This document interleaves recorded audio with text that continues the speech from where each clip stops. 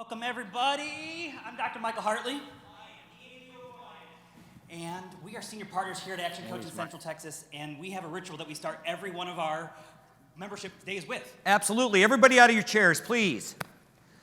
All right, this shouldn't be hard, please. If I ask you to do something you're not comfortable with, don't do it. We don't have a liability waiver for you. All right, so arms up. Arms up. Oh, let's go a little bit taller. Everybody on your tippy toes. All right, let's come back down on your heels. Everybody go my way. Let's go the other way. All right, let's turn to the side here. Put your hands on your hips. Thrust forward, get a big stretch. And now take a deep breath, lean forward, and reach for your toes, please. Say hello to them. Now, before you come up, look up and take a breath. Thank you very much. We must exercise the body so we can exercise the mind. All right, today you're going to experience two major things. Community, you can all sit, please. Thank you for following instructions. I like this. My house doesn't do that. You're going to have community. You're seeing it right now, right? Community, being part of a business ownership tribe, like Brad said earlier. That's what we're doing here. And then education. Today, we are so excited to have Brad in person and teach from the world's #1 business coach, proven time and time again. Our vision for entrepreneurship is to have business owners, CEOs, and those who desire to build a business to be in this room. Our vision is to have 1,000 members in this room by the end of this year. Absolutely. You know, again, the definition of community is feeling camaraderie with others as a result of sharing common attitude, goals, and sometimes the problems that you go through. So here, who wants to build a business? Raise your hand. Who wants to continue to build a business? Who wants it to work without them every day? Raise your hand. Every day. All right, so let me ask you this. Who here wants to make a shit ton of money? Raise your hand. That's what we want to hear.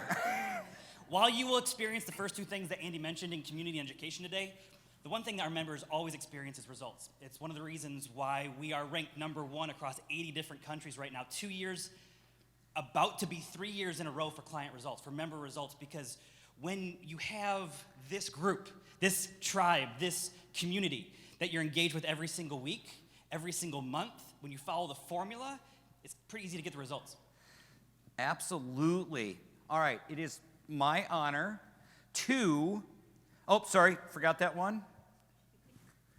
Oops. All right. All right, right before lunch, you're going to meet a panel of business owners. Some of them you're sitting with, some of them are going to come up here, who in the last year entered the top 1.6% of businesses and are making over $1 million, $2 million, and $3 million a year in business. Yeah, give it up for them. They're doing the work. So, part of here is I'm going to ask you to take 20 seconds. And I want you to write down who is one person that you want to engage with and meet with today. Who's one person that you're like, oh, that would really benefit me in my business? Take 20 seconds, write that down, and write down one thing that you want to get out of today. When Brad comes up here and speaks, what's one thing that you want to make sure that you get out of being here today? 20 seconds.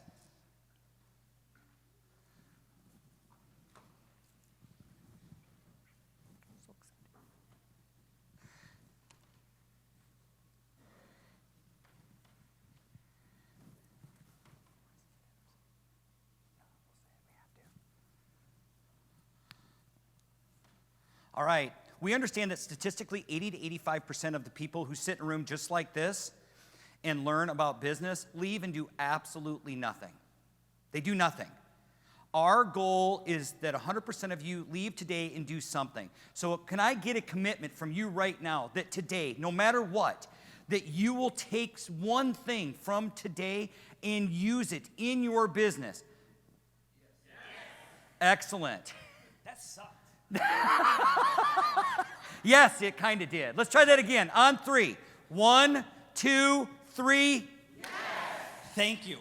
You see, if you do something within 24 hours of learning it, the chance that you will continue to implement it is exponentially more than if you do nothing within 24 hours. So leave here with the learnings and pick at least one thing to start doing within the next day.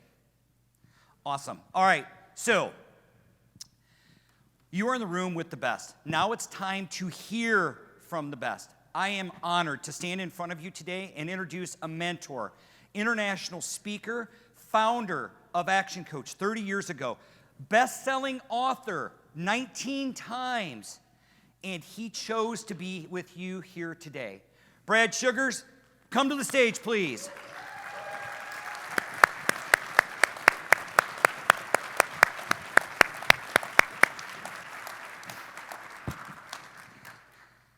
I'm not there yet.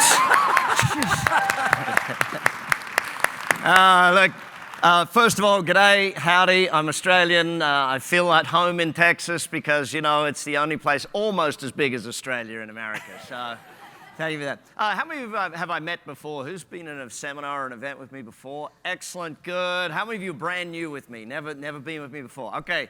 We're going to have some fun this morning. This is an interactive session.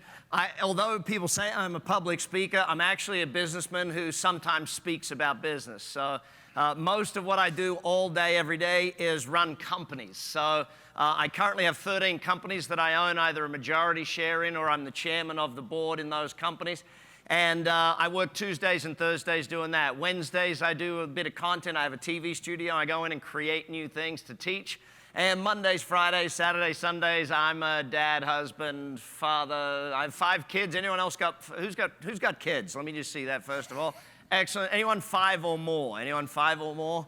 Excellent. Well done. Complete wimps, the rest of you, all right? You know, people say, oh, it must be tough running 13 companies. No, that's easy. 5 kids, that's tough. So anyway, we're here to get on with the subject of business. Just a little more of my background. I started out my first ever business. I was 13 years of age, newspaper delivery route. It was in Adelaide in South Australia, and it was freezing in the winter. And I'm like, well, not like northern parts of America freezing, but freezing for a boy that grew up in Queensland, which is like Florida weather, right? And so I'm sitting there going, I hate this. This is awful. So I ended up convincing my friends to do the work, and I managed the business. And I thought that was pretty cool for a young kid to work that out, that the main aim is to get other people to do the work, and I make the profit sort of thing. That was the goal of it. And over the years, people said, hang on, you don't work that much. Yeah, that's right, I don't. The idea of a business is to build something that gets me a return. I want to be an investor in my business. I want to get a return on investment, not a return on time. My time is limited in this lifetime, and so my goal is to build something that runs without me.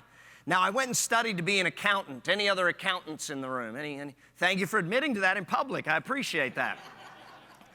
You know, as an accountant, what do you learn? How to count other people's money.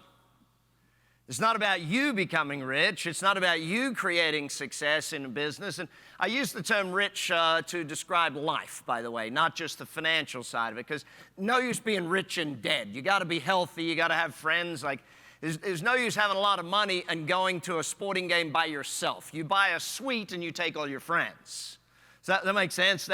And people often are like, why do you enjoy being rich? I enjoy being rich because I get to create things that no one else can do because of that wealth factor. Like, my wife's birthday is coming up, and we've got these amazing houses in Hawaii, and we'll just fly all of our friends to Hawaii and have an amazing week together.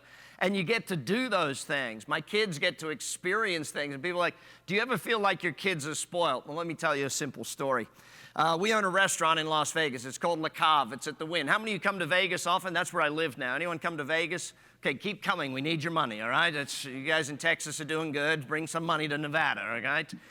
So we walk into our restaurant one day, and Kenzie, who's now 19 at college at Tuscaloosa in Alabama, Roll Tide, and she walks in with me, and I think at the time she's like 11. And we walk into the restaurant, and she says, Dad, I don't think that new girl on the front desk knows that we, like, own the place. I'm like, kid, first of all, we don't own anything. We are not rich. I am rich. You're still poor. See, when you understand money, you understand that the value of it is what you can do with it and what you can teach others with it. And so our goal of building successful commercial enterprises is not just about the finance it brings, it's about the freedom it brings. If you think of the freedom that a business that runs without you will create for you, you think of the freedom that a multi-million-dollar a year profit will bring you, then you understand what this learning is all about. Now, I've gone on since becoming an accountant to own and operate more than 60 companies over the years. I've bought, built, and sold companies. It's what I do. I'm currently negotiating to buy a cattle business. So it's like, and people are like, why would you get into that business? Well, the amount of people who are grilling these days, how many of you are into grilling or barbecuing? Anyone into grilling or barbecuing? How many of you know of Myron Mixon? You all know who Myron Mixon is? 5-time world champ barbecue guy. If you go and see my social media, is at my house just recent because we're negotiating on doing a TV show together, how to fix barbecue restaurants. And it's like, these are some of the things that I get to enjoy doing now because I have the time freedom that my business allows me. So Action Coach, just to give you a little bit more of an understanding, Action Coach is now 29 years old as a company. Now, if you understand the percentages, that means we are in the top 0.11% of 1%. The number of companies that last 20 years today or more is tiny, tiny. Why? Because they don't keep growing and adapting. One of the things I'm very proud of is that Action Coach is now in 83 countries. We have more than 1,100 offices around the world doing this.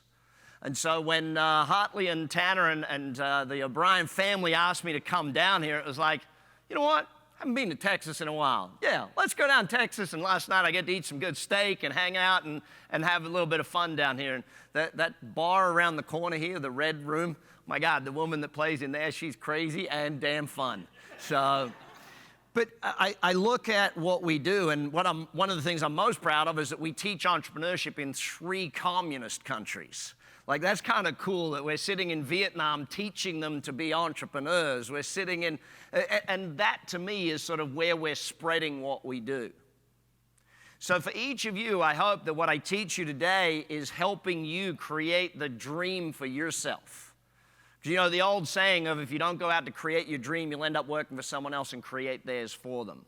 So this business doesn't need to be a nightmare, because I remember the early days in my business. When I first started Action Coach, I thought, and I wore it as a badge of honor, I thought that the goal was to bootstrap my way to success. The goal was to just work harder than anybody else. I would even stand up and tell people that I worked 6 days a week and I'd pull 16-hour days. I was proud of the fact that I slept in the office 2 or 3 nights a week.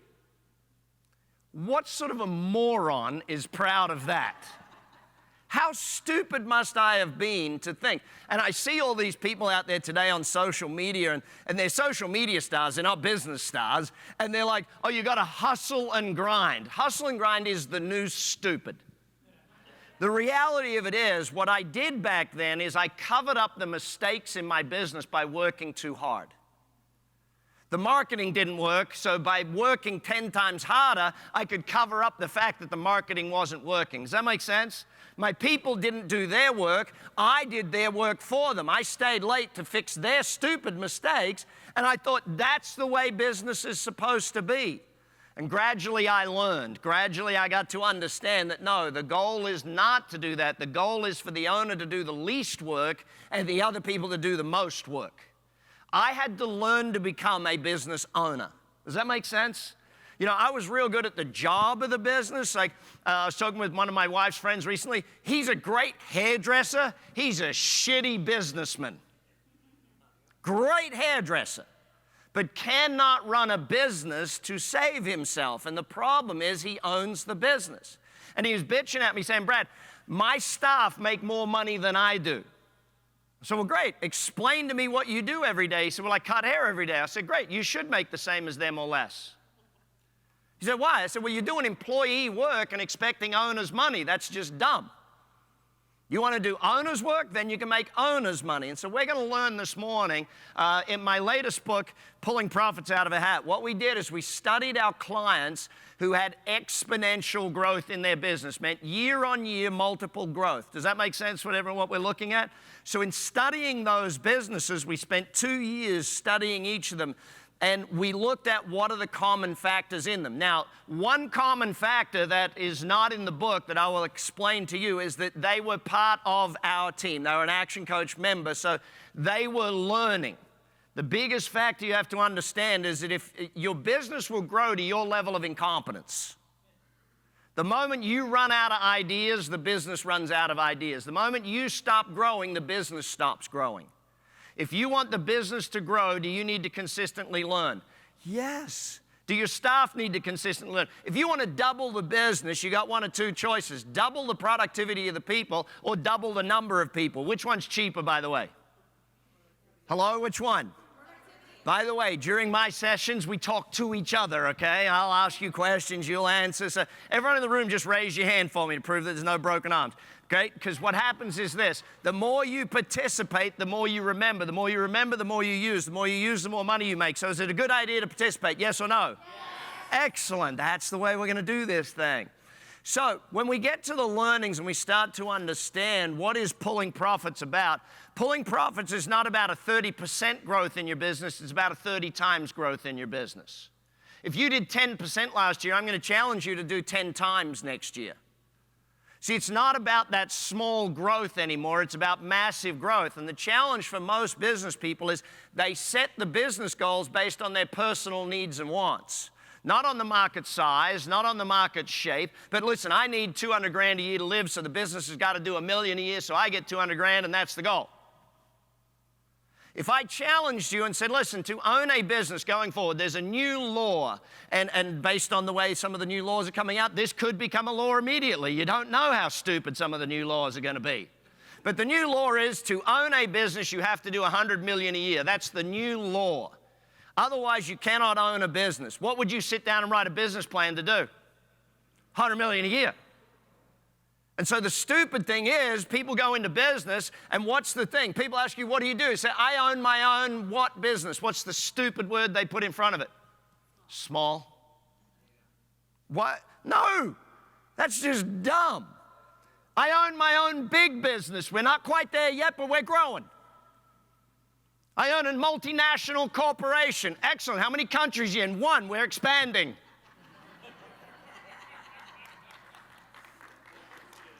You know, one of the greatest things about being a business person is you get to fulfill whatever it is you want to fulfill.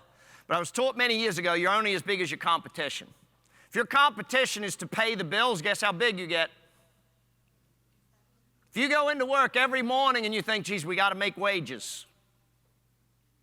What do you end up doing? Making wages.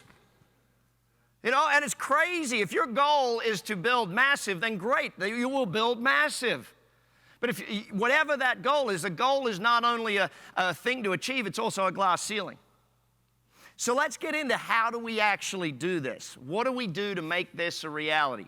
So I'm going to take you through. We have 2 structures. This is the structure your business has to go through. It's 6 steps, all right? How many steps? We start out at the bottom here with mastery, or mastery, depending upon where you're from in the world.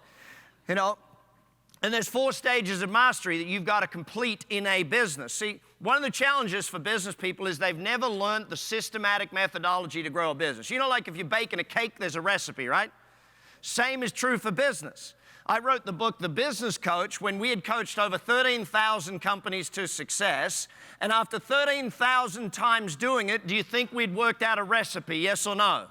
Yeah, and so now I teach that recipe, or the team teaches that recipe to you. And so when we go through this methodology, your business does mastery first. It takes control of the business. See, our definition of a business, write this down, our definition of a business is a commercial, profitable enterprise that works without you. Actually, you can put the word me in there. Commercial, profitable enterprise that works without me. So the first thing I want to get you to do today is think about a date. A date by which your business will work without you. A date 3, 7, 10 years from now where your business will run. You can go on a 6-month vacation and come back and the business is bigger than when you left. You have a management team. See, until you have it run by a management team, you can't sell it. It's not an asset. It has no real value. The moment it's run by a team of managers, now an investor can buy that business and pay you a lot of money. So that's our goal, to finish the business. What's our goal to? Come on, everybody, with some passion. It's to what? Getting it working so you don't have to. Because if it works, you don't need to. The reason so many business owners work so hard is because their business doesn't work. They do. They make stupid-ass comments. You know what the stupidest comment a business owner makes is? If you want it done right, you got to do it How many ever made this mistake? You said to a customer, oh, I'm the owner, I'm always here, call me anytime. Dumbest thing ever. You train the customer to only do business when you're there? No, we don't want that. We want a business that works so we don't have to. So after mastery, we get to marketing. There's 4 areas of mastery. There's a five-step system for marketing. You got to learn the 5-step system for marketing, and you create results in marketing. If you do marketing right, it makes you a lot of money. You do marketing wrong, costs you a lot of money. Buying customers, another one of my books, teaches you how to do that. Marketing is an investment. So as you grow through this, as your business grows through this, then we get to systemization. There's a 9-step process to systemization.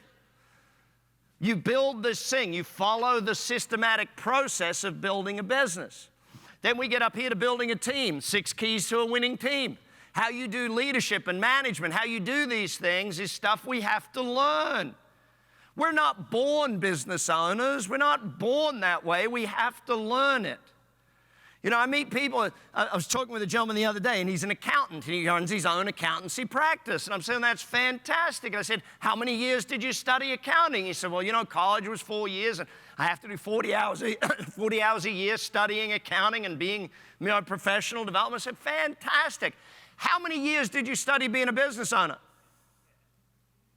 What do you think he said? None. They don't teach you at college how to own a business. They teach you how to, I'm currently working with 2 colleges around the world to run a business ownership degree program. You imagine that, you can actually go and do it. And that's really what membership is all about. It's like doing a degree with your own business as a case study. Think of your entrepreneurial degree here in this room, and your business is the case study. And in the beginning, you look at the business and go, well, case study's sick. And you may not think it's sick, but when I start asking you questions about your business and I start getting you filling in questionnaires and filling in a business plan, you go, yep, it's sick.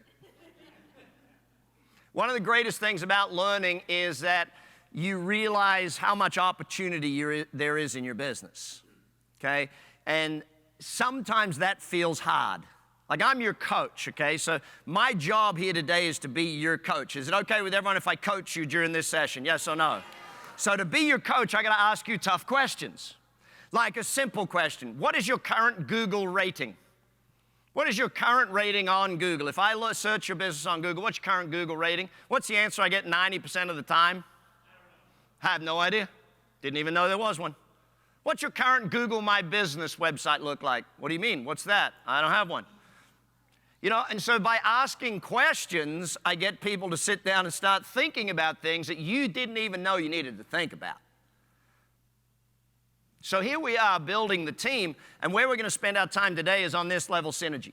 Now, I want to explain to you what this looks like. This bottom 4 is the basics of a business. It's the basis of creating a commercial, profitable enterprise that works without you. Now, what we then do, and this is what I do all day, every day, I Ray Kroc things. You know who Ray Kroc is? You watch the movie The Founder? The McDonald brothers built these first 4. The McDonald brothers built a successful system, a successful team, successful marketing, a basic business that ran and did great numbers. Ray Kroc walks in and says, hang on, this should be on every street corner. I buy companies where I say this is a great company, and then I take it and expand it and explode it globally. My commercial cleaning business, literally founded in Melbourne, Australia. Amazing marketing system for this thing. The cleaning side of it, dead easy, great, fantastic. Don't have to convince you to get the product. It's an easy product to sell or an easy service to sell. I'm looking at it going, you guys have an amazing marketing system. I think this should be all over the world. So when we started, they had 2 locations. Now they have 600 and something locations, opening here in Texas, actually. They're opening in the UK, all across the world. Why? Because I sit down and I go, hey, I'm going to Ray Kroc this thing. Does that make sense? You know, and you start thinking about it. So that's where we're going to spend our time, and that ultimately leads to the freedom. Now that's the business's growth path. Your growth path as a business person, your growth path is different to that. You have to grow up here. So you start as a student, okay? Your economic, or this, I call this Billionaire in Training, another book of mine. By the way, I have 17 books. I'm about to release the 18th. How many of them do you need to buy? Oh, you need to get 16 because you've already got a couple. No, buy all 17, give one away. All right, good idea. So we start as a student. Student is level -1. Why is student a minus level? Because it costs money to be a student, okay? Either the community pays for it or your parents pay for it, one or the other, okay? Or you take a loan and you eventually pay for it. So the student is the apprentice employee. Does that make sense? It's an apprenticeship.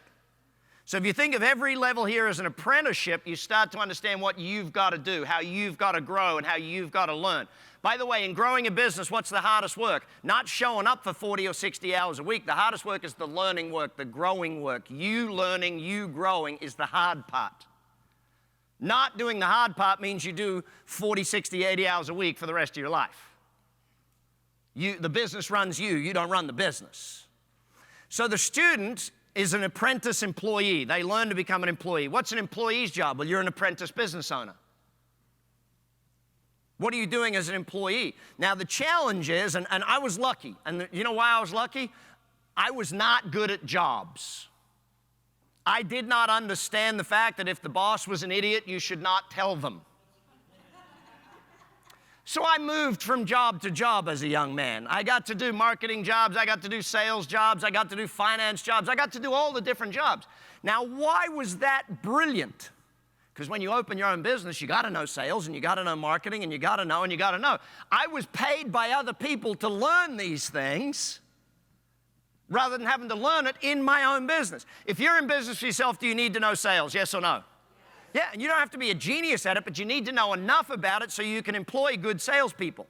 If you don't understand marketing, how can you even ask questions to someone you're going to employ to do the marketing of your company? You don't have to be a genius at it, but you need to ask the right questions to determine, does this person know anything about this stuff? Are they any good at this thing called marketing? And oftentimes people are like, well, I don't know anything about marketing, so you got a degree? Fantastic, come on in. And they go, hey, you know what we got to do? We got to change the logo. What the? Change the logo? Nike made billions with a swoosh, dude. We don't need a new logo. What we need is new leads. We need more customers. We need more repeat business. That's what we need. And that's what real marketing is about. So here we are. You go from employee to self-employed. How many of you are at that phase right now? It's you in the business by yourself. Who's at that phase? Excellent. You're on the seesaw phase. Find the work, do the work. Find the work, do the work. Find the work, do the work. Find the work, do the work. And you wonder why you're tired, running backwards and forwards on a seesaw all day. What's your job? Everything. How many of you remember that phase? Anyone remember that phase? Holy shit, did I hate that phase. It's like, damn, I need people. I need people. But the self-employed level, how much learning is there to do at that level? A lot. What's the most important learning you got to do? That I'm in charge. See, when you're an employee, you're waiting for someone to tell you what to do. The moment you step into self-employed, there is an identity shift in you as a human being. Remember, when you're an employee, you loved vacation time. You loved days off. As soon as you became a business owner, what? I got to pay them to not work? I hate that shit. Your mindset shifted, yes or no? You know, but what do you got to learn at self-employed? You got to learn marketing, got to learn sales, got to learn purchasing, got to learn contracts, got to learn leasing, got to learn. That's why most people at self-employed level end up failing. They end up saying what? You know what? I'm going to go back and get a job. It's easier. They give up because the learning is so hard. That's why I say do as much learning as you can working for other people so that when you go and do it for yourself, you're not having to pay yourself to learn. You know? So from self-employed, you then start hiring people. You move up to the manager. What level? Hello, what level? Manager. At the manager level, you've employed people. And of course, your first two employees were geniuses, weren't they? How good were you at employing people the first time you employed someone? You hired your next door neighbor's brother-in-law's dog walker's best friend because they were out of a job. Or even worse, you hired a family member. Oh my God. Yep.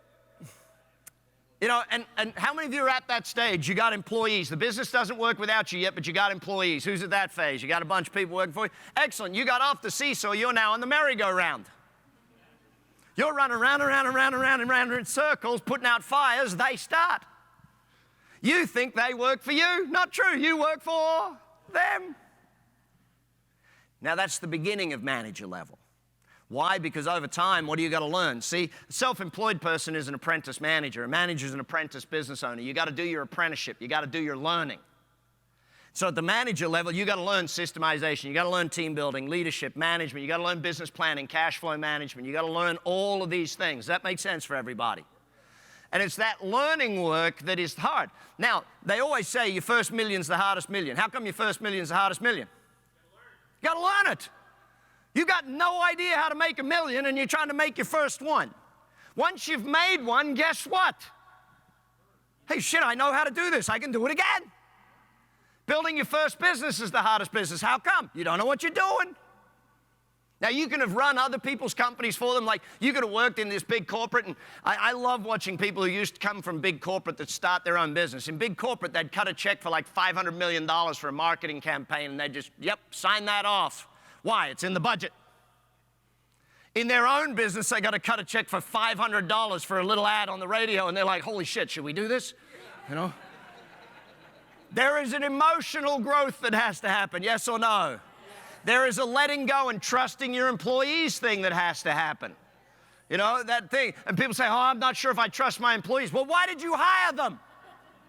If you don't trust them, don't hire them. You know, if you're not willing to let them do their job, but that also means you got to train them. It also means you got to have a system. It also means you got to have a measure. You got to build the business so the business works. The product you are selling is not the coffee if you're a coffee shop. The product you're selling is the business that works. You're building an asset to sell.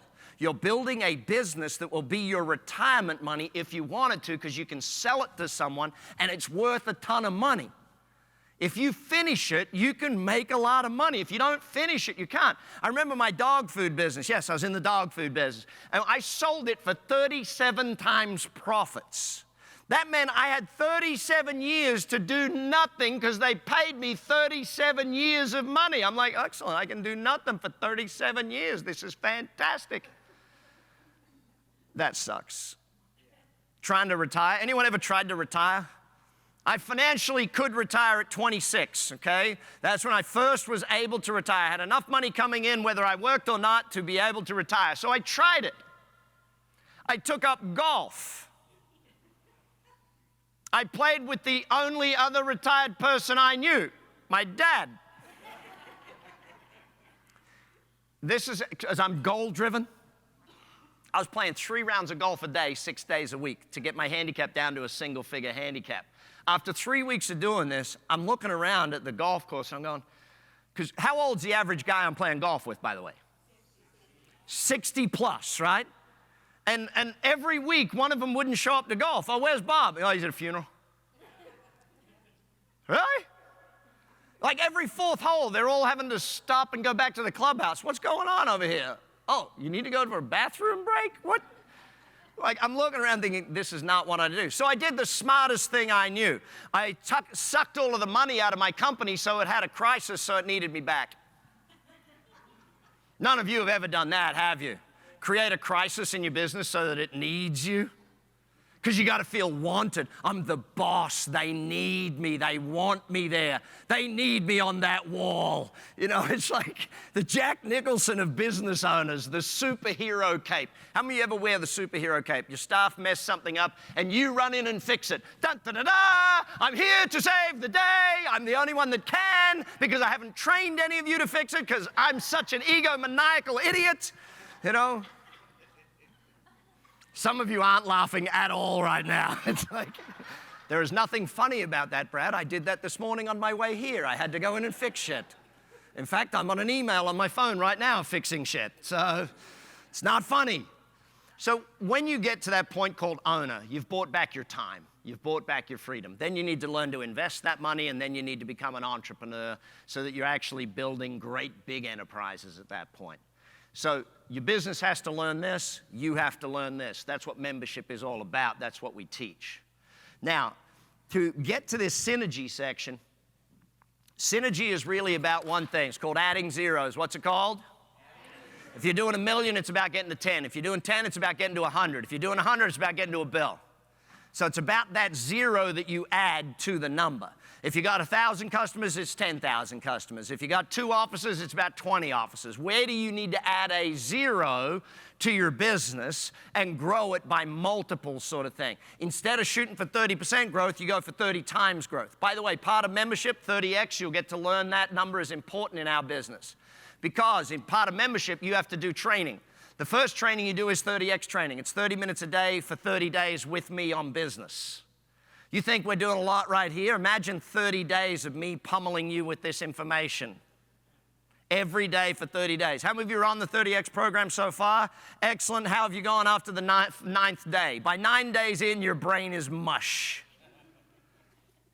Then you do 30X Life, which is all of the success principles of life taught in 30 minutes a day for 30 days. Then you do 30X Wealth, which is 30 minutes a day for 30 days on how to build wealth for you and your family and generations. Do you think after 90 days of learning that stuff, you're going to be thinking differently, yes or no? Yes. If you think differently, what happens? You act differently, and therefore you get results different. The whole thing is about your growth and your learning. So, how do we add zeros? Well, there's 5 core disciplines that we need to work to. And we're going to take a look at each of those 5 core disciplines so that you can apply them to your business. Now, for some of you, you're not ready for the synergy level yet. You're still down at mastery, and that's fine. Whatever level you are at is where you need to play this thing. Don't compare yourself to someone who started running the marathon a day before you. You'll never beat someone that started the marathon 2 hours before you. Does that make sense? I started in business 29 years ago, so don't compare yourself to me. Compare yourself to where you want to be in a year's time. So there's 5 areas, and I'll read them out to you because they're on the back. It might be a bit small. So mission, strategy, business development, people, and execution. Mission is number 1. We're going to go through these in detail, so don't panic. Mission, strategy, business development, people, and execution. So how do these work? What do we have to do in a business? Well, let's start with the whole mission thing, right? Mission starts with the word love.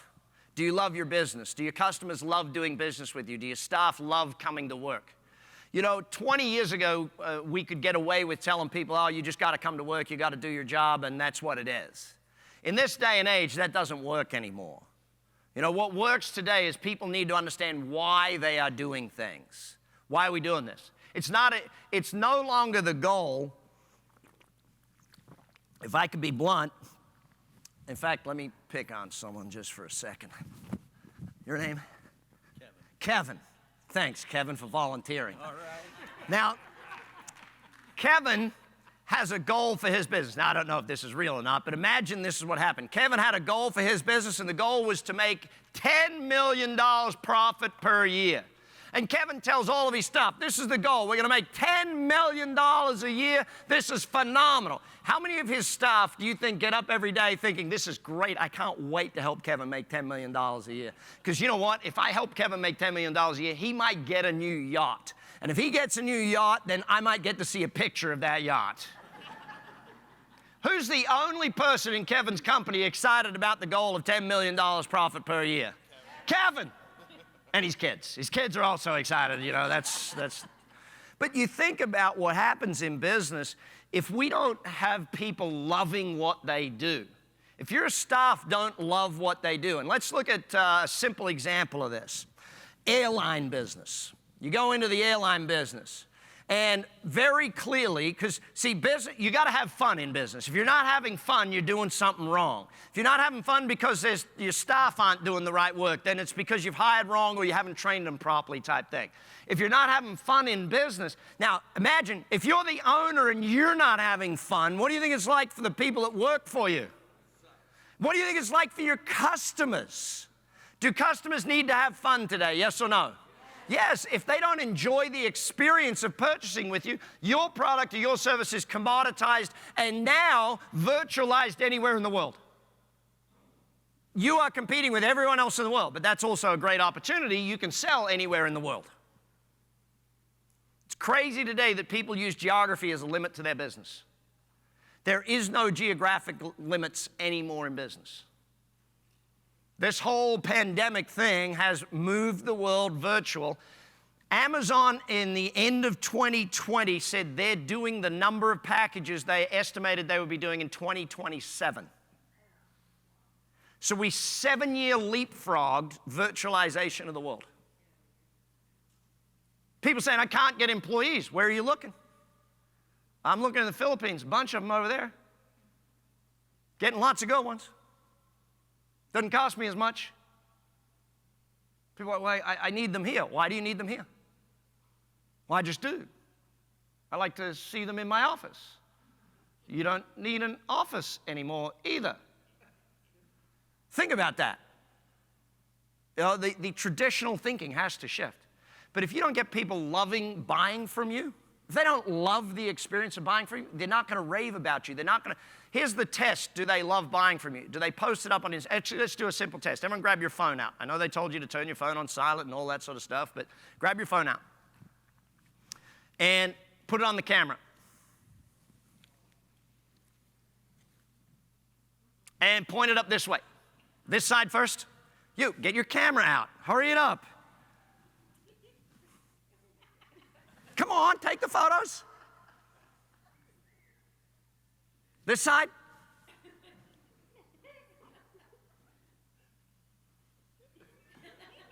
Now, post that shit on social media and tell everyone you're at the world's #1 business coach. I'm not joking. Post it now on social media and tell the world how great I am. None of that 4-star review shit. 5 only. Anyone wants to do a 4-star, don't even bother. Post it. Don't look at it. Put your phone back up and do it. See, here's a question for you. If you're not getting people posting on social media, what does that tell you about their experience of buying from you? It's boring. It's not fun. There's no reason to post. They don't love buying from you. You got to get it where they love buying from you. The word love is important. Your vision is a part of that. What's the vision for your business? Your 100-year goal. Where are you going that means more than money? Your values as an organization are so important today. What values you have. If you jump on our website, you read our 14 points of culture. They have been with me since day one. They tell you who we are. Because who we are and why we do what we do is more important than anything. I started Action Coach because of one very simple thing. I had photocopy shops at the time. How many of you remember when you had to go to a photocopy place to get photocopies? Where all the grays and no's, all right? Gray hair, no hairs. And you didn't have a photocopier at home. You actually had to go and do that stuff, right? That was our business. And most of our customers were small business owners. And I remember thinking about one particular customer, and he hadn't come in a while. And I thought, wonder why that guy isn't coming in. Did we do something wrong? I call him up. And the phone number's not answering. And I call his private number, and he answers. And I say, buddy, did we annoy you or something? You haven't been in to the store for a while to do copies. He goes, oh, Brad, I had to shut the business down. And I started to find out that our customers we lost were because they stopped their business. So I started writing a newsletter and doing seminars in my store. Here's how to grow your business, thinking they'll do more copies. But it led to this. This is my mission now.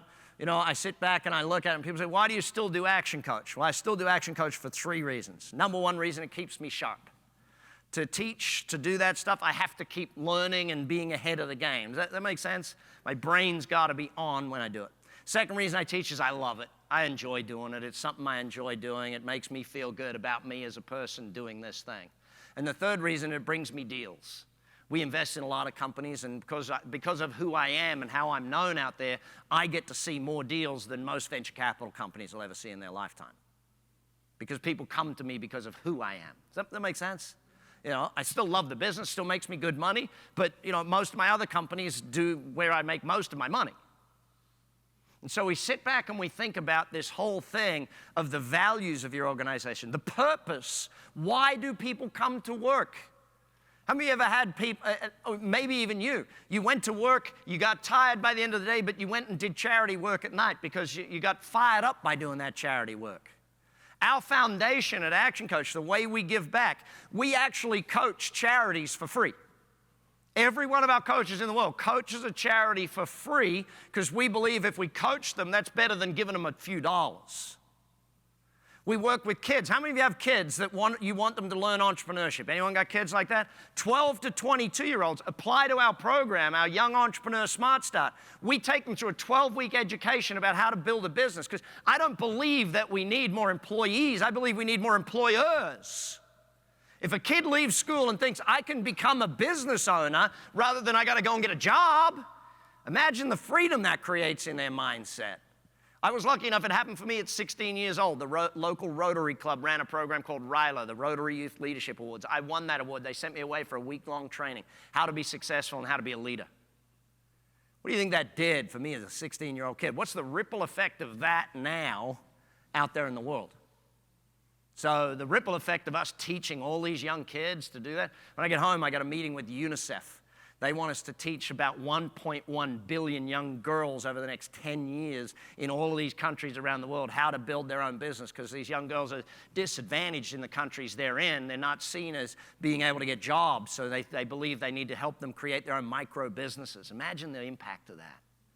So what is your business doing that's more valuable than just money? What purpose are you giving the people that come to work for you over and above a wage? Because people say it's hard to keep good people. Yeah, if you're doing things wrong, it's hard to keep good people. If you're doing things right, it's easy to keep good people. So the second area that we need to look at, and this is really important, this one here, this is a massive, massive part of it, is called strategy. What's it called, everybody? Four areas we got to cover in strategy: leverage, scalability, opportunity, and marketability. So what does that mean, leverage? Well, let me give you the definition. I first learned leverage, and the definition I was given is more with less, to do more with less, ever more with ever less. Then I studied it, and I learned that the mathematical formula was divide to multiply. What's the mathematical formula? So if you break something down into its smallest parts and make each of the parts work better, like the production line. Henry Ford made it famous. H.J. Heinz was the first person to ever create a production line. And you sit down and you start thinking about that, so you divide it up, multiply the end result. My definition, and the one I want you to write down of leverage, my definition is simple. Do the work once, get paid forever. Do the work once, get paid forever.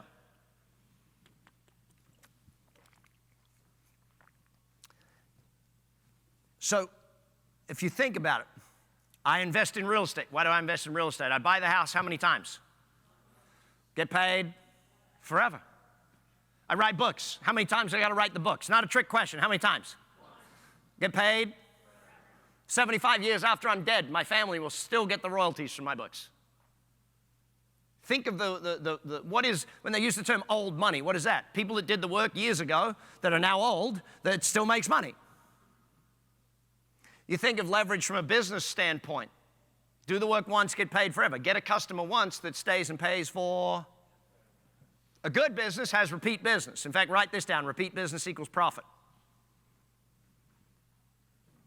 Bad business gets a customer once, they make one transaction, and then they go on. Because why? You've got to keep getting new customers to stay alive. You want a business where they keep coming back again and again and again. In fact, let's use this to describe employees' work and owners' work. Employees work in the business. Do the work once, get paid once. That's employee work. Now, you as the owner can still do employee work, but your goal is to never be doing employee work at some point in time. If you own like a plumbing business, at some point you need to retire your boots. Never put the boots on again. At some point you got to say, I'm never going to do that job again. Because that's employee work. Managers' work is do the work once, get paid long term. Does that make sense? So managers' work is hiring people, training people, writing business plans, systemization. That's management work. And ultimately, owners' work is do the work once, get paid for. What's an example of that? How many of you got one of these? iPhone, iPad, something. How many of you got an Apple product, right? Who's got an Apple product? As a shareholder, I thank you. Steve Jobs. Let's learn this lesson. Actually, let's go back a little ways. Steve Jobs, Bill Gates. Silicon Valley. Steve Jobs starts a computer called Apple Computers, computer company. Manufacturing computers. They make it once and sell it how many times? It's not a trick question, is it? You make it, you can only sell it one time. Other end of Silicon Valley, you got this guy named Bill Gates, makes a piece of software once. How many times does he sell it? Millions and millions of times. Jobs gets fired from his own company. Gates becomes the richest person in the world. Huh. What's the lesson in that? Well, Jobs goes off. Jobs becomes a genius. He goes and buys this little company. Anyone remember what it was called? Made movies. Pixar. Goes and spends a couple million buying this little company, ends up selling it to Disney for billions. What did he learn? You make a movie and you sell it billions of times forever. Does Disney still make a ton of money off Toy Story and Monsters, Inc. and all of those? Yes or no? In fact, geniuses of leverage is Disney. Study the Disney Corporation. They are the most geniuses of leverage that ever existed. How many ways did they sell you the mouse? In fact, where are those of you with young kids in the room? Those of you with young kids in the room? Okay, I'm going to say a word and you're going to hate me. Frozen. Like, I have 4 daughters and 2 young daughters, and every time that thing is there, how many different frozen products do you think I have? Hundreds. Hundreds of them. And I always used to get upset about it, and those of you who know will know. My wife would turn to me and say, honey, let it go. Those without kids have no idea why that's not funny, why that's funny. I mean, anyway, so leverage. Do the work once, get paid forever. That's what we got to do as a business. We build a business once that pays us forever. You as a business owner, you do the learning once and it pays you back forever. Once you've learned to build one business, how many can you build? Many as you want. Once you know how to do it, you can do it over and over and over again. Once you learn how to invest, how many times can you do it? Over and over and over again. But you got to learn it first. If you don't learn money, money beats you up. It's like, if money works for you or you work for money, one or the other. There is no halfway. But the knowledge is the distinct difference between the two. So from leverage, we then go to scalability. Scalability, write this down. This is my definition of scalability. The next sale costs less and is easier. The next sale costs less and is easier. My rental business. I used to have a rental business, renting out fridges, freezers, TVs, basically white and brown goods. That makes sense? So people would rent it. To rent the first refrigerator, did that take a lot of work? Yes or no? By the time I got to number 100, was it cheaper and easier than number 1? Yes or no? By the time I got to number 10,000, was it cheaper than easier than before? Yes or no? If your business doesn't get easier and cheaper as you grow, if it gets harder and more costly as you grow, then the scale is wrong. You've not structured the business properly. The business strategy is incorrect. And then we go to opportunity. What's the use of starting a business where the market size is $1 million and there's 5 other competitors? That's just dumb. I was chatting with my chef, my personal home chef at home, and he wants to start his own business, which basically everyone that works for me eventually starts their own business. It's one of the problems of them working for me. It's like, hey boss, I've got this idea for a business. Excellent, let's sit down and talk about it. And he said, I want to do $10 million a year on this catering business and this and this and that. I said, well, okay, let's just do the simple math. The average catering job is going to be $10,000. You're in a city called Las Vegas. How many $10,000 catering events do you think there are in people's homes per year? He said, not 1,000. I said, great. So where have you got to expand your geography to if you're going to open that business? He said, well, I got to do California and Nevada and probably Arizona. Great. You got to understand the size of the opportunity. I will not get involved in a business today that I don't think I can make $100 million out of. If I can't make $100 million out of it, it's not worth my time. Now, in the beginning, I'd get involved in anything that would make me 1,000. But I had to keep adding zeros. And finally, marketability. Marketability is very important. Does it sell itself? I invested in the, we've sold out now, but it was the alcohol delivery business in London. So you think of the Uber of alcohol delivery. Do I have to teach people in London to drink? Nope, they already got that one down pat. They're pretty good at it. Do I have to teach them which alcohol to buy? No, the alcohol companies spend a ton of money running ads saying, buy my alcohol. All I had to do was find a way to deliver it easier and better and at a price that they were willing to pay. At 2 a.m., do you think they paid a better price than if we delivered it at 10 a.m., yes or no? Oh yeah, at 2 a.m., prices were high. We actually, one party that the guys told me about, we had this Russian billionaire who ordered 77 bottles of vodka at 2 a.m. There were 77 people at his house and he wanted a bottle each. We're like, sold, on the way. What was the price? He didn't care. So you think about marketability from that point. You look at Zappos as a company. What did Zappos do? Sold shoes. Did they have to tell you to buy shoes? Did they have to convince you to buy shoes? No. Did they have to make shoes? Nope. All they had to do was convince you it's easier and cheaper to buy it from us than it is to go to a store and wait around and hopefully they have your size and the color you want. And then you have to go to a different store because that one didn't have the color and size you wanted. And then you had to go to a different store. And like they made it easy. They made it cheap. And people are like, well, the shipping is, you've still got to ship it to a store. You may as well ship it direct to the customer. So this is what strategy is all about. Are you going to learn all of this stuff over the coming years to grow your business? Yes or no? Yes. Hello, yes or no? Yes. Yeah, and this is what we do. We learn this stuff. 3, 7, 10 years to learn all of this stuff. Somewhere in the middle, you're going to build a business that works without you. You're going to build a team. Some of your team are going to come to membership and do the morning sessions of education. Does that make sense? Why are you going to bring them? Because if you don't bring them, you got to do it all. If you bring your team to it, and we have an annual event called BizX, you bring your team to BizX, and they learn all of the stuff, and they go home, and they do all the ideas, and you go, well done. Does that make sense? It's like if you don't build them, they can't build it. So, the third one, business development. Oh, sorry, execution. Execution is next. What's next, everybody? Execution. Now, execution, 4 things again. Management is number 1 of execution. And people, I don't know what happened, somewhere in the 80s or 90s, probably 90s, management became a dirty word. Like, you don't want to be a manager, you want to be a leader. No, you want to be both. Why is execution so bad in most companies? Because there is no management. Now, write this down. Management is a system, leadership is an art form. Management is a simple, systematic methodology by which you run your organization. We have a very simple system. It's based on frogs and lions.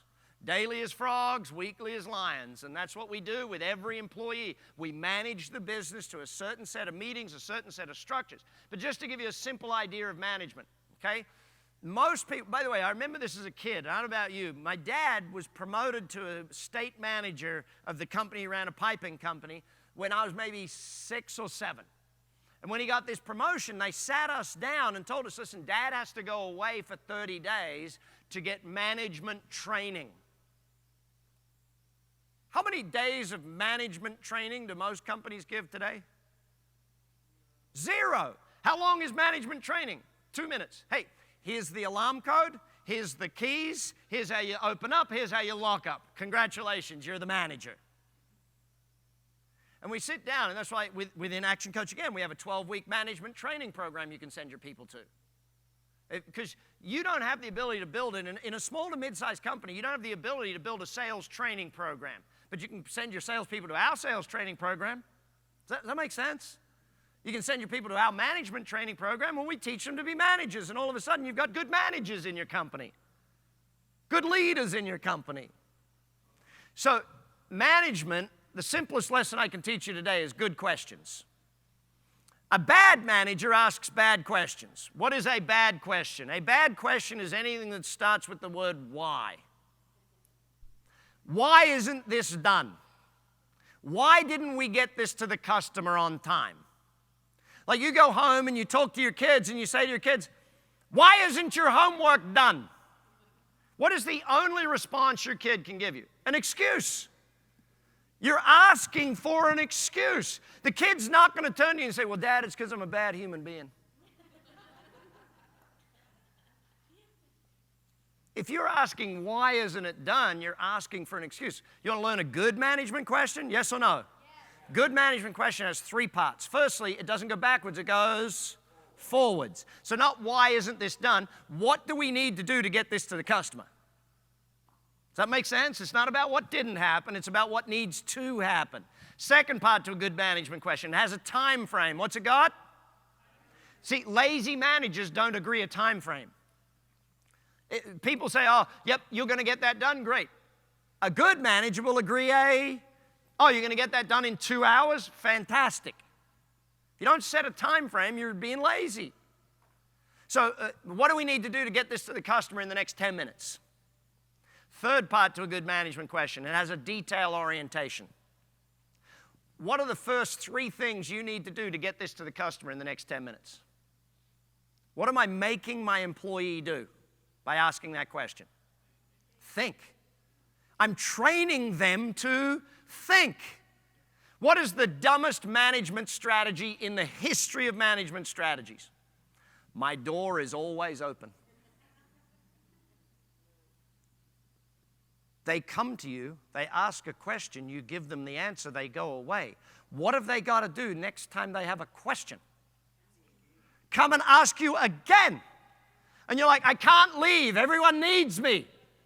Right, because you didn't train them to think, you trained them to come to you because you have a big ego and you want them to come to you. Some of you are not laughing right now, are you? It's like, holy shit. How do you answer their question? If you want them to learn to think, you have to answer their question with a question. Boss, should we do A or B? Well, what would be the advantages of A? What would be the disadvantages of A? What would be the advantages of B? What would be the disadvantages of B? So if you had to make the decision, which way would you go? Well, I'd do A. Fantastic. Good job. Does that make sense? Now, it takes a little longer the first time. Those of you with kids, how many of you have kids that can tie their shoelaces? How many of you have kids that can do that? Why can they tie their shoelaces? Because one day you stood there for 15 minutes when you're in a hurry to leave the house, and they're like, no, Dad, I can do it myself. And you sit there going, I could get it, we could be out the door, we could be gone by now. You imagine having a 27-year-old kid and you're still tying their freaking shoelaces for them. How many of you are tying your shoelaces for your staff all day, every day? Uh-huh. Train them. When people say to me, no one can do it as good as me, yeah, because you haven't trained them to do it as good as you. You don't want them to be better than you. I want every employee in my company to be better than me, because if they're not better than me, I gotta keep doing it. I don't want to keep doing it. My accountant is so much better at taxation and that stuff than I am, it's not funny. And guess what? He actually likes it. I hate that shit. I don't ever want to do that. But your job as a business person is to make sure. Planning is the next part of execution. What's the most important plan in the business? The daily plan. Everyone wants to build an annual plan. If you don't plan every single day, if every employee doesn't plan their next day before they leave work, they're no good. Daily plan. Systemization. What's the most important system in a business? Checklists. Ever gotten on an airplane? Yep. What did the pilot do before they got on the airplane and flew the plane? They went through why does a pilot have a checklist? They like to succeed. What percentage of the time do pilots like to succeed? 100% of the time. If you want your stuff achieving 100% success rate, they need at least if you want consistency. And measures. Measures is part of execution. From there, business development, marketing, sales, and customer service. Marketing is about getting people coming to you. Sales is about converting them into customers. Customer service is about getting them to keep coming back for the rest of time. Forever and ever. And finally, you got to learn people. If you build your people, they'll build your business. I don't build companies. I build people who build companies. People say to me, how do you run 13 companies in 2 days a week? I build great CEOs who build great companies. I coach my CEOs into being amazing CEOs. I educate them, I mentor them, I coach them. They build a great company, therefore I don't have to. If you build your people, they will build your business for you. But so many businesses, and I was actually in Ireland, and I was teaching this part to it, and the guy says to me, but Brad, when I train people, they leave. And I said, yeah, if you don't, they'll stay. He didn't get it. He didn't get it. You know?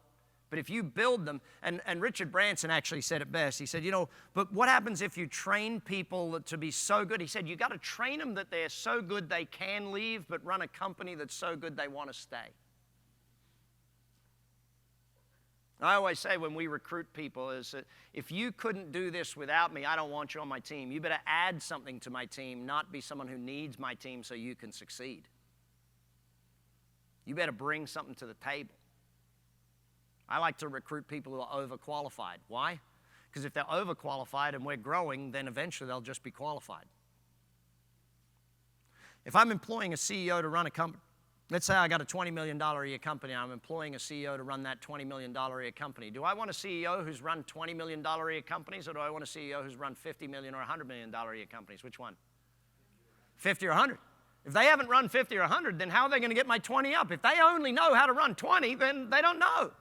And that's the same for you right now. All you've run, the biggest business you've run is the current one you're in, because that's the biggest business you've had, because that's your biggest business. So you got to become a better business owner so that you get to that next phase. I think I got 10 minutes for questions. Dr. Hartley, who's got questions for me? Because I love the question segment, because that's where I get to have free flow of ideas and I get to speak about anything I want. Actually, one of my greatest mentors said, never let your subject get in the way of what you have to say. Who's got questions?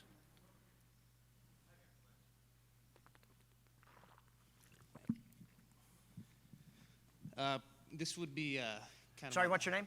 Shane Jacobson. Shane, good to meet you. Good to meet you. Thank you. So as far as the current state of the economy with inflation and some of the expenses that we're looking at rising every day, what advice would you give to a small family-owned business that has, you know, extreme potential to grow? Put your prices up. But, you know, maybe a little bit of a... I just answered it for you. Put your prices up. A little bit hesitant to take that next step and take on additional Listen, inflation debt. is probably one of the best opportunities we've had in a long time. You look at inflation from a simple perspective. Is the actual price of gas really gone up by 300%? No, it has not. They're just gouging the shit out of us because they can, right? In a high-demand economy is when you raise your prices. And when you see...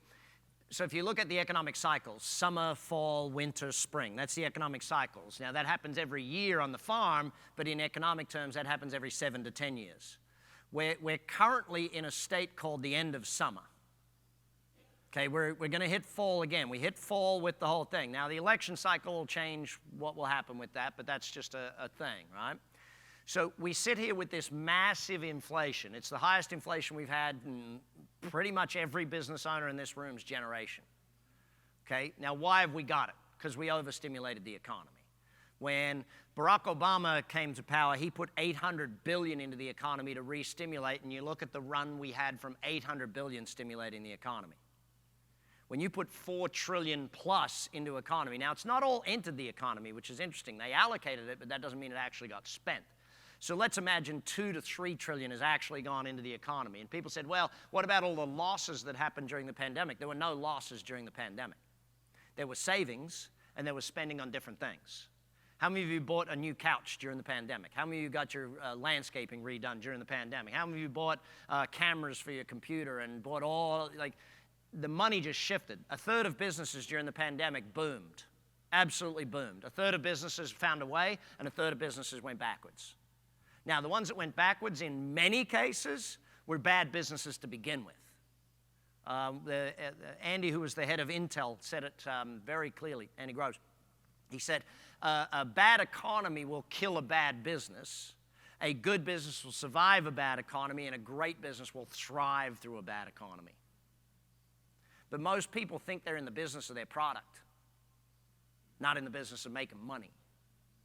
Did you change your business during the pandemic and find how to make a ton of money out of it? Did you find something? One of our clients up in Minnesota, literally, they're a steel construction company. Construction got shut down in their county. And they're like, well, what are we going to do? And one of the guys is a gym rat.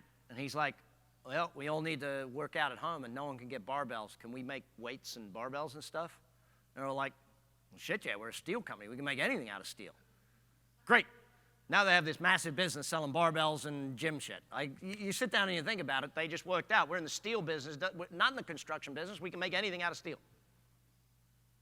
So yeah, start with putting your prices up. And I'm dead serious on that. Right now, if you have not raised your prices in the last 6 months, they need to go up. They need to go up. Howdy. Hi, my name is Rebecca. I own a big business here in Round Rock called the Yogurt Experience. Excellent. I love taking the word small out. I have a two-part question.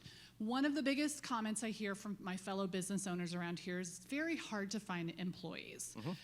We're trying Indeed, we're trying word of mouth, so I'd love to hear some thoughts from you on hiring, where to find them. And number two, what are some good questions that we can ask or conversation starters to know that's the right person? Because I've personally made a lot of bad hiring decisions. Okay. Right now, you have to accept lower quality stuff. That is just the case of what you're doing right now. Right now, your systems have to get better because you're not going to get high quality stuff unless you're poaching them from someone else. So the first thing I always look at when I want to hire someone is I look at our competitors or a similar industry and look at who's the best in that industry. Like if I want a salesperson, I don't try and hire a salesperson by running an ad. I go and find my competitors and who's the salesperson that keeps beating me, hire that person away. Get a headhunting company to go and poach that person and bring them to my company. You know, recruiting, think of a sporting team recruiting. They don't go and hire a quarterback that's out of work. Oh, you lost your job? Let's go and hire you. No, you don't do that. You go and find the best of the best. You go and hire the young person that's an up-and-comer. You go and train them up. You build them up. See, recruiting is not hiring. Recruiting is about being proactive and about having a list of people who want to work for your company. That's the first and foremost thing you have to learn about hiring people. Second is, when I hear people say it's hard to find people right now, I don't know where you're at. Same number of people out there. They haven't magically disappeared. The question is, are you offering something that's better than where they're currently working? A better environment, a better package, a better salary, a better bonus structure, a better education program. What are you offering that is better than where they're at right now? Third thing is, the vast majority of great employees come from word of mouth. So how are you having your existing team and your customers share that you have a job available? We post in our company, we have a simple graphic that in all of our companies, in fact, that says we're hiring again. And our logo in the bottom. And every time we hire someone, it goes up on social media. Every employee has to post it to their social media. It goes in our newsletter. It goes up everywhere. It links to a web page, leadpages.com. We just have a simple web page. At the top of the web page is a video and asking them, do you want to work for our company? Apply right here. Click the button. You know, you've got to market to get people. Marketing to get a customer is easy. Marketing to get a great employee is hard. But the other thing is, most people don't get clear on the type of employee they want. Therefore, when they run their ad is so generic, no one wants to apply. Our ads start with, if you're the superstar salesperson we're after, you will be. You'll have done this, you'll have done this. So when people read it, they go, that's me! I don't want 4 million salespeople applying for a job by sending me their CV and then I have to do all the work. No, I want you to read the ad and go, I'm out! I don't want to work at that company. They believe in this? Nope, I don't want that. I like to think of it as deselection rather than selection. Great questions, I'll give you 3. Number 1, what's your biggest success? We ask people all the time, what's your biggest success in the first interview process? Our first interview, and you'll learn this, go to your coach and learn our recruiting process. But the first question we ask is, what's your biggest success? Tells you a lot about a person when they explain that. What are your 3 strongest attributes? That's the second question. 3 strongest attributes. Tells you a lot about a person when they answer that question. And finally, why are you suited to this position in this company? Why are you suited to this position in this company? Because before that, we've told them about our vision and our mission and our culture statement. Before that, we've told them the history of the company. And then we ask them those questions. People are lazy in recruiting. Now, if you're going to recruit a lot of people, do you need to get proactive? Yes, you do. If you're going to be recruiting, let's say you're in the locksmith business and you need to recruit a lot of locksmiths to grow your business over the coming years, you need to set up a marketing funnel to be able to get a lot of people who want to be locksmiths and train them. You need to be able to set up a marketing. You need to set up a group on Facebook of locksmiths in Austin, Texas. You need to set up a group on LinkedIn of locksmiths in this town, and or join a group of locksmiths in this town. You need to become famous in the locksmith group so that when you do have a job, people actually know about you and want to come to work for you. If you're growing a business and you know you need to add 100 employees a year, do you need someone in charge of that, yes or no? Most companies have no one in charge of HR, and they wonder why they can't get good people. Do you think there are people out there who are trained professionals in human resources and how to hire people, yes or no? Great. If you're a growth company, you better find one of them. Lucy, who does that for my company in Las Vegas, Lucy's full-time job is finding great people for our business. She's in talent acquisition. Her job is to find talented people and get them to work for us. We currently have more than 100 positions available that Lucy is looking to fill. Why does she keep looking? Because she's got to do that. Make sense? But actually, you got to build people too.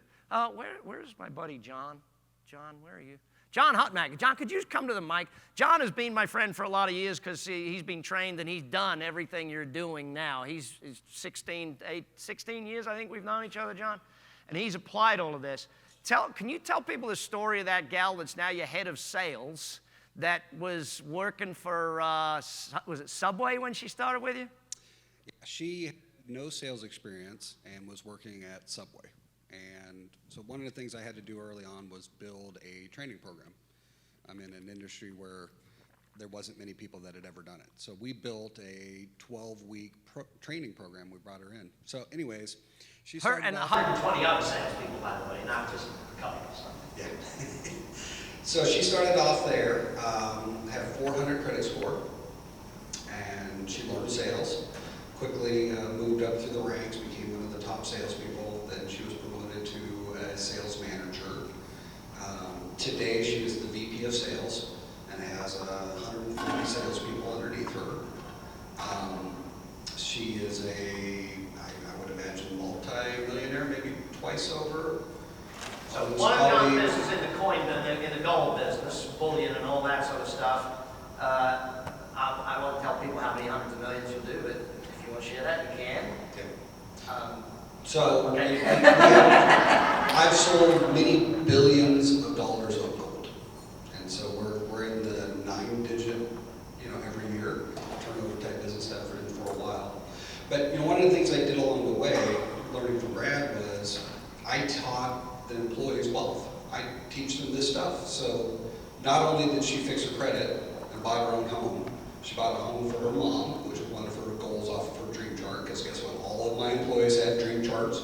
We do this, right? They have to figure out what they want out of life. And then I teach seminars. I teach them how to have wealth, how to have the habit, how to get out of debt, all the stuff that you can learn through Brad's courses. I teach that to the employees, and they stay, right? And the best thing now, I didn't mention this, is they teach the seminars. I finally gotten to critical mass where I have enough of the managers that have been around that I don't have to be the one sitting down with them teaching them how to get out of debt or buy the first house or fix their credit. That tribal knowledge is now part of the culture, right? That we teach wealth, they all talk about it, they talk about their deals, and so it's now organic, right? They're doing it and growing. But it's really neat. She had really no education, was working at Subway, and now, and she's still pretty young. I mean, she's probably in her early 30s and runs the largest section of my company. And so, by the way, he has a whole other real estate business, a whole bunch of things. He's very humble about what he does. But when you've got the person that actually runs the what do they call it? Where you keep all the gold? The depository. Runs the depository, you know that that's someone who does pretty good business, right? So for years he had no social media because it was like the amount of bullion they moved was like, no one can know who I am. sort of thing. So, and but that's the thing. But I just wanted to bring him up to tell you that because and A, to give you kudos, John, because he's amazing. He's done everything, hundreds of millions, and does all that stuff. And when you follow what we do and you build your people, and it doesn't just mean build them for their job, you build humans, you build great people. When you take care of them like that, word spreads real quick that you want to work where I work. Why do I want to work where you work? Well, they've taught me how to do this. They've helped me with that. This is what, does that make sense? It's more than just that. When we used to recruit, or when I used to do the recruiting sessions, you know, one of the things that I always mentioned right up front is I understand that none of us work to live, right? Or I'm sorry, we don't, the other way around, right? But the idea is that I want them to know that I understand that they want things out of life. And so part of what I'm going to give back to them is not only a paycheck, is I'm going to teach them how to go get what they want in life, right? That's going to be my gift back to them. I want them to show up and make the company successful, right? So that's the agreement, right? I'm going to push you, I'm going to be unreasonable, right? But my deposit into their emotional bank account is I'm going to actually help them achieve what they want in life, right? So that gives me permission, it gives me something to withdraw from later because they know I actually care. Because they're not achieving my goals, right? I can push them so much harder because it's their goals. I go, well, how's that working out for you? You know, are you really going to go tell your family you're not going on the vacation you promised to them, right? So let's get back on the phone. Let's work a few more hours. Let's drop the whiny whatever it is, the economy, the inflation. Who cares, right? You have to achieve your goal. So it's, you know, Brad's motto is whatever it takes. And that's true for all your employees, but you want it to be them getting what they want out of life. Makes it so much easier to manage, right? And push them because it's not the goal that they're like, oh, John's so unreasonable. No, you're the unreasonable one. You put it down on there, right? So that's management number one. Is they have to choose their goal. It's got to, my rule is their goal has to be higher than my goal for them, right? And then after that, management's easy because now I can push them. And they can't lie about the KPIs because it's their life they're wasting, not mine. Thanks, buddy. So one of the great things about my company is we've been doing this for 30 years. So over 30 years, you see people who've been with me 3, 5, 10, 15, 16 years, and I see what they create. And so this isn't a one-week thing. This is a you become, and John's back here again today. He doesn't have to work, doesn't have to be anywhere. But still, I said, hey, I'm coming to town. I literally called him yesterday and said, hey, shit, I forgot, I'm coming to town. What are you doing? So we had dinner last night, and he's coming to sit and listen today. He canceled his lunch and came here. But this is a process. Last question, then I'll hand it back over to the team. How you doing? Hi, Brad. My name is Waylon Lum, and I lead a leadership development firm called Copperbox. Excellent. And my question for you is, how do you think about the metaverse and virtual reality for your businesses, and then how are you getting ready for that?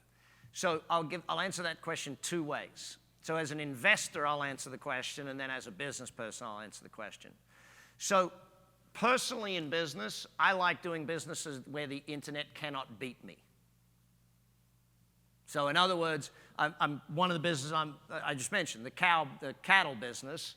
The internet can't beat me on steaks because you can't magically create a steak until the Jetson machine comes out and the Jetsons thing creates one on a plate. You still got to actually raise a cow on a farm.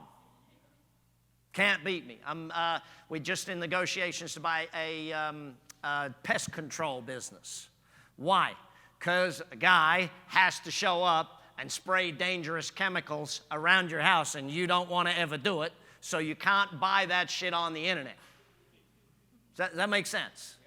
So I like things where I'm not going to get beat by the internet or by someone selling it cheaper out of China than we do out of here as that. Now, from the metaverse or artificial intelligence is going to take over tasks that we don't want doing. Like if you look at probably the best example of artificial intelligence It's in the insurance business, where claims are now managed by artificial intelligence. So once all the information is put in, there's no actual human that processes that. It's a computer algorithm that processes that whole thing.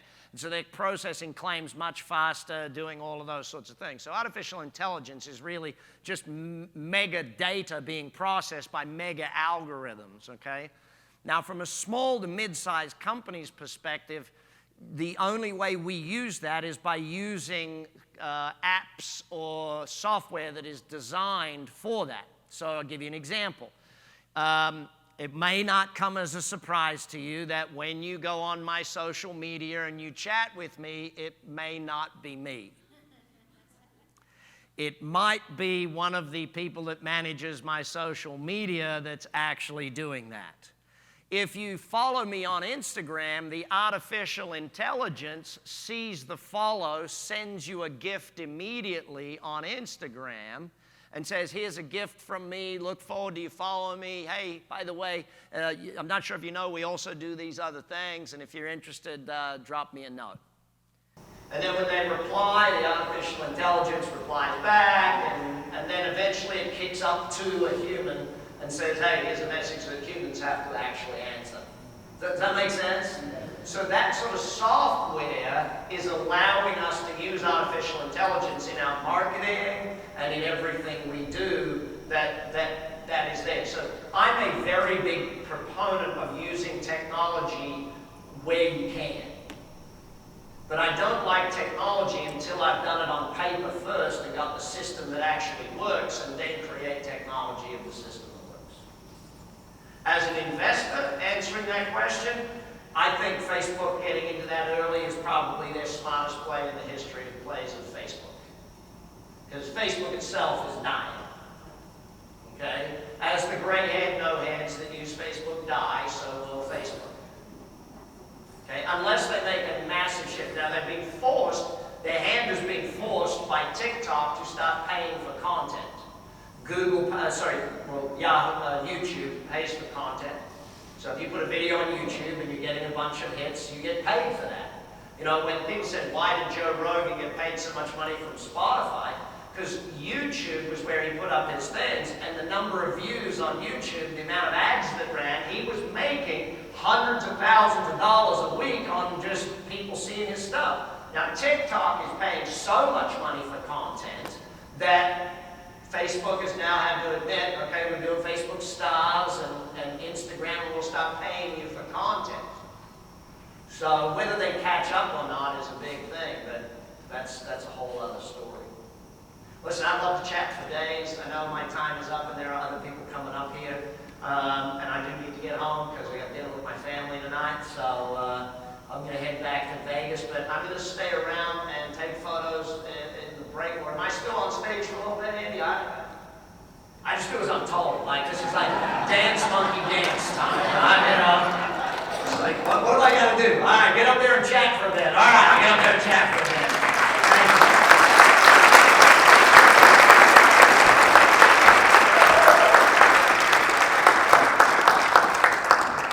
So, at your tables, I'm sure you have one or two. Top 3 takeaways from the last hour and a half with Brad. Top 3 takeaways at your tables.